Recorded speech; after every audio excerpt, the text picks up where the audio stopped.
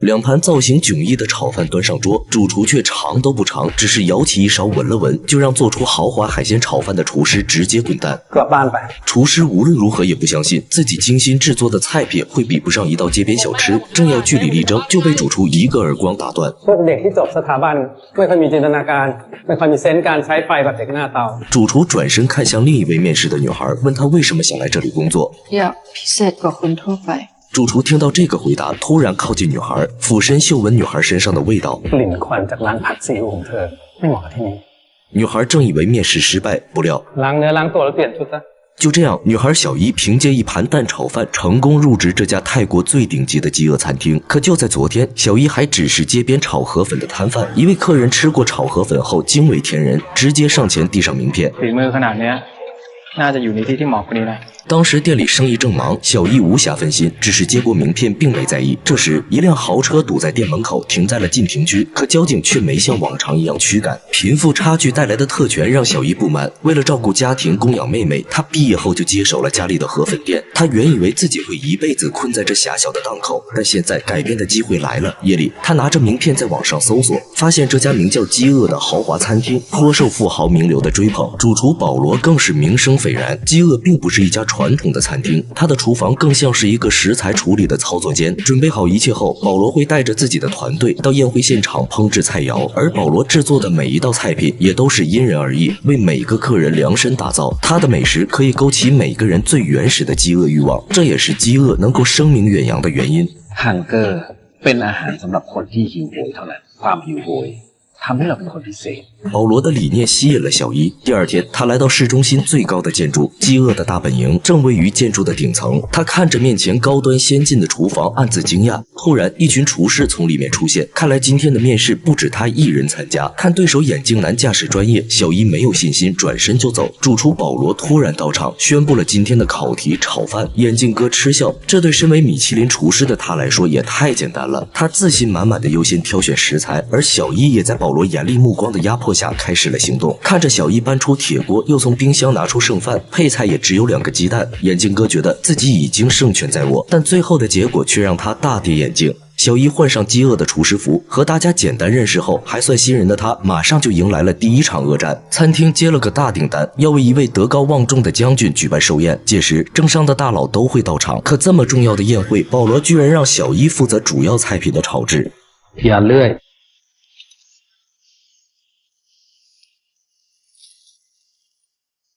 กูบอกว่าอย่าเลื่อย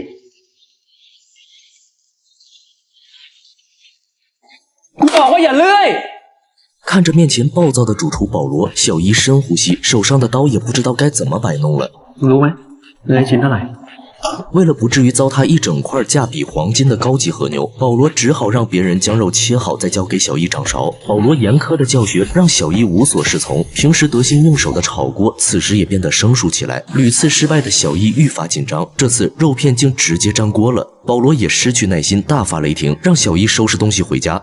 หรือถ้ากูกลับมาแล้วไม่เห็นมึงก็แสดงว่าที่ของมึงคงเป็นได้แค่ศิลาลัดหน้า小伊抹去不甘心的眼泪，压抑着自己的情绪，通宵练习。第二天，厨师们上班时发现小伊已经疲惫地躺在地上。他醒来看见保罗，立即起身，用坚毅的目光盯着对方，拿起一片和牛入锅。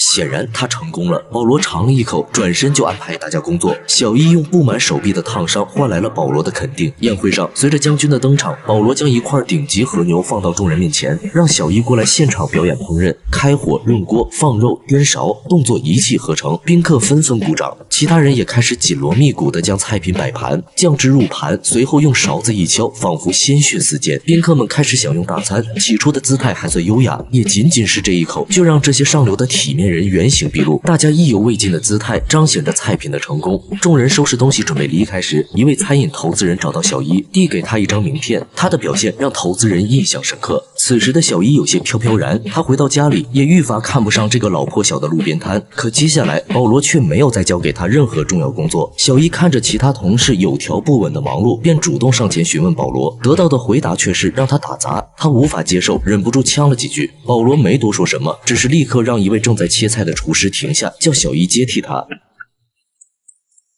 เร็วขึ้นอีก伴随保罗的催促，小伊切菜的速度逐渐加快。นอกจากผัดเธอยังทำอะไรไม่เป็นเลยสักอย่างแล้วทำไมถึงคิดว่าต้องได้บัตรทองตลอดเวลา之后的宴会上，小伊乖乖端盘子打杂，还是同事老唐的一句抱怨让他茅塞顿开。มันเป็นใครก็สนใจพวกเราลองวันนี้มึงตายไปนะตราบใดถ้าเรายังไม่ได้เป็นเจ้าของที่นี่พวกเราก็เป็นได้แค่ตัวประกอบฉาก小伊开始努力练习，和其他同事交换经验。这天，他煎了一块牛排，请副厨老唐品鉴。老唐一眼就指出这块牛排没到火候。小伊有些泄气，一旁的厨师说着风凉话打趣，还随手点起一根烟，却正好让保罗撞了个正着。保罗将烟蒂拌入浓汤，不容拒绝地让厨师喝下去。接着，他说起最近厨房丢了顶级的牛肉和鹅肝，若没人承认，将报警处理。小伊紧张地看向对面，那天他在同事家讨教厨艺的时候，曾看到过一块一样的牛肉，但这时却是另一位同事举手承认。保罗毫不犹豫将他当场开除。保罗注意到了桌上的牛排，只是简单尝了一口酱汁，就让小伊担任下次的领队，而这本该是副厨老唐的工作。女人探着窈窕的身姿，叼走厨师手上的烤肉。下一秒，宾客蜂拥而上，众人瞬间沦陷在最原始的肉欲中。小伊看着这些高高在上的妇人，此刻竟为一个厨子痴狂，心中冷笑。而对面的主厨保罗也算是他的师傅，这对师徒因何反目？还要从一次看似普通的晚餐说起。这天，饥饿团队来到一户民房，这对于专做豪门生意的他们来说算是一桩稀奇事。但客户付了钱，他们就要提供最好的服务。很快，最后的汤即将上桌，保罗例行检查却发现了异样，他立刻把这壶汤全部倒掉，利用现有的食材临时攒了一锅新汤凑数。回去后，保罗大发雷霆，还从原有的汤锅里发现了海鲜的痕迹。原来客户的女儿对贝类严重过敏，原有的清汤要是上桌，一口就能要了孩子性命。负责熬制汤底的副厨老唐即刻被保罗严厉问责。老唐是嫉妒小伊能力出众，还顶替了自己的工作，于是蓄意报复。老唐恼羞成怒，抄起手边的刀就捅了过去。事后，小伊带着炒河粉去医院看望保罗，正赶上保罗因为病号餐难吃，在大闹特闹。吃上炒河粉，保罗的心情才缓和一些。看着面前所谓用爱做的食物，他讲述了自己童年的故事。那时，他母亲在富人家做女佣，年幼的他出于好奇偷拿了一罐鱼子酱，但这件事被小少爷看到了，鱼子酱不慎被打碎，一下搭上了母亲半年的工资。打扫时，他偷偷尝了一口，发现这么昂贵的食物竟难吃得要命。从那以后，他明白了，食物代表的是阶级，而不是爱。他发誓要成为最顶级的厨师。